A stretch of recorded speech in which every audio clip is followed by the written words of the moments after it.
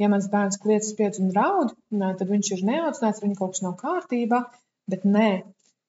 Tas, kā bērns pauž emocijas, ir saistīts ar to, kad kādas ir bērna raksturiezīmes. Un arī, piemēram, varbūt no vecākiem kaut kādas tur piezīmes, vai, piemēram, no tādiem pedagogiem, kuri nav tādi zinoši, kad kāds šis bērns tur izslēgts un vispār neaudzināts. Un agrāk nebija tādi bērni raudulīgi, un tagad mūsdienās tie bērni ir tik raudulīgi un pieprasoši un tam līdzīgi. Bet agrāk jau arī tie bērni bija tādi, viņi vienkārši nepautās vajadzības, tāpēc, ka tās emocijas tika apspiestas lielākoties.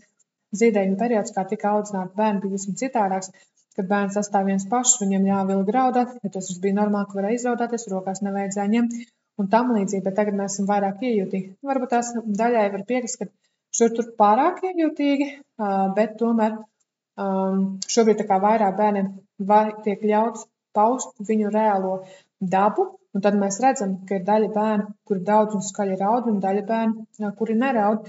Un tas nav tāpēc, ka tie bērni, kas neraud, redz, viņi ir labi un forši audzināti, un tie, kur raud, nav labi un forši audzināti. Abi divi bērni ir vienādās kategorijās, bet atšķirīga rakstura iezīmes.